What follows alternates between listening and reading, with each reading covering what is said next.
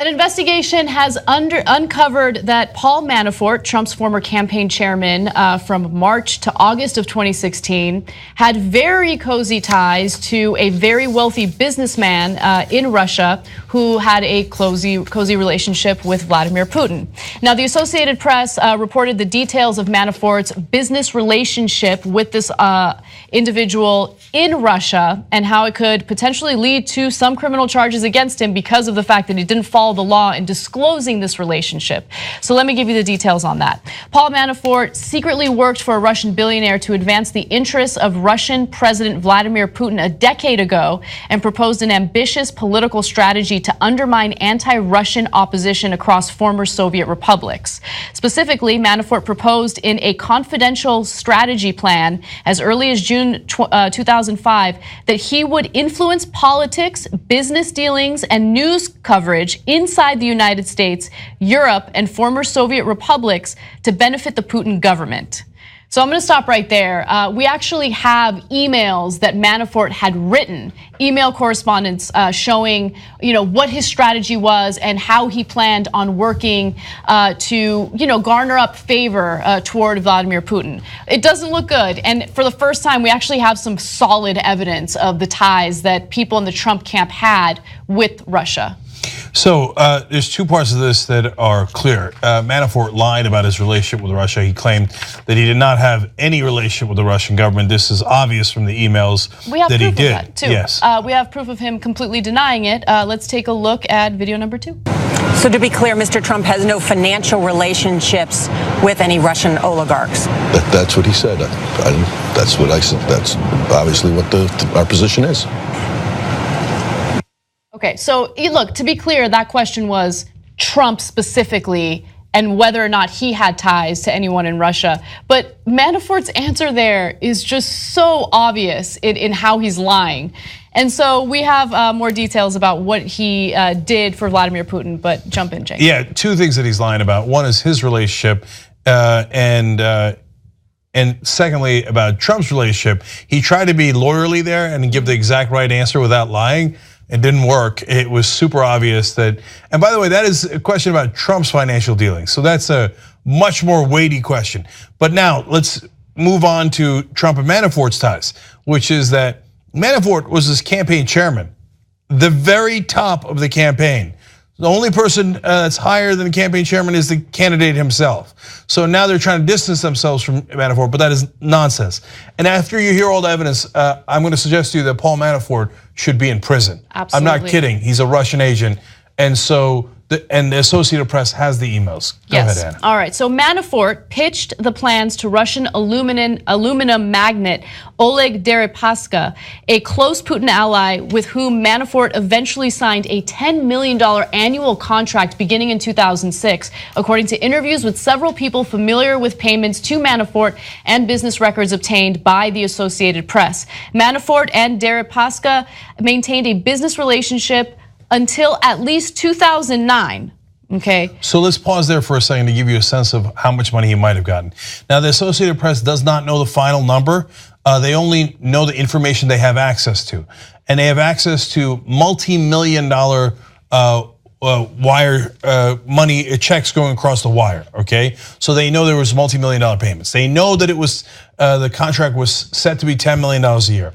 If it was from 06 to 09, that would be $40 million. Now that gives you a lot of incentive to be a foreign agent. Now, what does it mean to be a foreign agent? It just simply means that you're working for a foreign government, which by the way, a lot of people do, but you have to register and let the American government know that you are a foreign agent. So that means, hey, you raise your hand and you say, I am lobbying for this group and I'm doing it for political reasons. So Manafort never did that and received a giant amount of money that he clearly in some ways hid, and he did not do it under the umbrella group that was public facing that he normally lobbied for. He did it under another name, so another way that he was trying to hide these giant payments. Exactly, and what he was doing essentially worked against the best interests of America. So let me give you the details on an email that he had written in regard to how he planned on helping Putin and how he wanted to garner support for Putin in the West. So he says, we are now on the belief that this model can greatly benefit the Putin government if employed at the correct levels with the appropriate commitment to success. The effort will be offering a great service that can refocus both internally and externally the policies of the Putin government, essentially allowing the policies of the Putin government to influence the policies of other countries, mainly the United States. So, good night, Irene. That is very clear evidence in an email written by Manafort that he did, in fact, work for the Putin government, something he has denied all along and something that he absolutely had to register with the US government. That is breaking clear laws as not registering with a foreign agent. Now, he's doing it through $10 million payments to a Russian oligarch that is deeply tied to Putin, goes on almost every business and foreign trip with him. And clearly, in the emails, there's no hiding it. He's not saying, hey, I'm doing this for your aluminum business. Right. He's saying, I'm doing it for Putin government interests, internally meaning Russia, externally meaning former Soviet republics, Central Asian countries, European countries, and yes, the US. Yep. So and by the way, doing that is not necessarily illegal, but you have to register and say you're a foreign agent. If you don't do that, then it is illegal and you belong in prison. The Associated Press reports that US diplomatic cables from 2006 described this oligarch as among the 2 to 3 oligarchs Putin turns to on a regular basis and a more or less permanent fixture on Putin's trips abroad. Also, keep in mind that Manafort proposed extending his existing work in Eastern Europe to Uzbekistan, Tajikistan, and Georgia, where he pledged to bolster the legitimacy of governments friendly to Putin and undercut anti-Russian figures through political campaigns, nonprofit front groups, and media operations. And by the way, he worked closely with individuals in Ukraine to essentially help Russia in their annexation of Crimea. And so that's against US interests. So Paul Manafort working as a Russian foreign agent, literally, technical definition of that word. And this is, by the way, not when he was with the Trump campaign. So let's be clear about that. I'm gonna get to his role in the Trump campaign in a minute, okay? Working as a Russian foreign agent, never reports to the US, working against US interests in most of those countries, especially the Ukraine, and doing it in secret and lying about it throughout. Okay, those are heavy charges, and now with the internal emails, pretty much corroborated. Not pretty much, it is corroborated. Now, whether he will spend time in prison is a matter that has to be adjudicated, I hope, in a court of law. I hope that they bring him to trial for hiding his true allegiance, which was not to the US government. To give you a sense of how important and why do they hire Manafort, right? So why do they give him 10 million a year, 40 million overall if he got the full contract?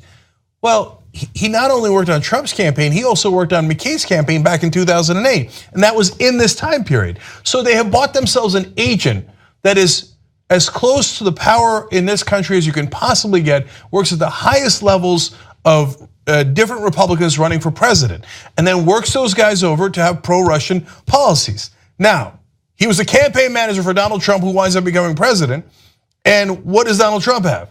Enormously pro-Russian policies that undercut our earlier American positions. That's right. So now you can say that's a coincidence, or I mean, are people that naive? This guy, and again, this is about Manafort, not about Trump. That Manafort gets $40 million from the Russians at some point, let alone later work that he did in 2014, again for the Russians in Ukraine. That's a whole different story, and another time that he works for the Russians. And then he happens to tell Trump, oh, you should have all these pro-Russian policies. You think that's a coincidence? Nobody in their right mind thinks that that's a coincidence. Right, so naturally, look, there is an investigation into Trump and his ties or potential ties to Russia and Vladimir Putin, and I hope that the following question is asked as a result of the Associated Press unearthing this information. How is it that Manafort ended up being the campaign chair? That's a great question. So I want to know why? Why is he the campaign chair? And then here's the follow-up question to that. So Manafort had a cozy relationship with this oligarch who paid him tens of millions of dollars until something happened a couple of years ago. So a few years ago, Manafort was given about $19 million to start a media company that would push all of these ridiculous ideas, right? And so Manafort pocketed the money and then didn't do anything. He didn't start the media company at all. And so that's when the relationship between Manafort and this oligarch soured. And so they were aggressively going after Manafort for this money until Trump got elected. And then when Trump got elected, they just decided, it's all right. We're just gonna let this go. That's super interesting, and it can actually cut in two different directions. So when you're looking at it for Trump, so this Manafort guy is unbelievable. He appears to be a very serious criminal. So here's what I mean by that. This guy's, not only did he get all the money from the Russian oligarchs for all those years, and then he appears to rip them off to the point where a Russian oligarch makes a public display of it by having to sue him in the Cayman Islands. That happens in 2014, because in that deal, which was for the Black Sea Cable, he was supposed to start a TV company. They sent him the $19 million, and then they never hear from them again. Like they email him, hey, what happened to the $19 million? Did you start the cable company? And he never responds to them again. He appears to have just pocketed the $19 million. Yeah. I mean, this guy's got some nerve on him. So you might say, hey, maybe that's when they cut off relations, and then Trump hired him several years later, and so that you could say maybe it's not related to Trump in that sense. Or, as Anna pointed out, well, Paul, there is a way that you can get right with the Russian oligarchs and not pay them that money back, get inside the Trump team and make sure that they're okay with us taking Crimea, make sure they lift the sanctions that are worth $500 billion with ExxonMobil, et cetera. Now that part is not yet proven, but under these circumstances should clearly be deeply investigated. Right, it's just all very strange. And again, he was supposed to start that media company in 2014, so it wasn't that long ago. Early in 2016, during the presidential campaign, the oligarch's representatives openly accused Manafort of fraud and pledged to recover the money from him.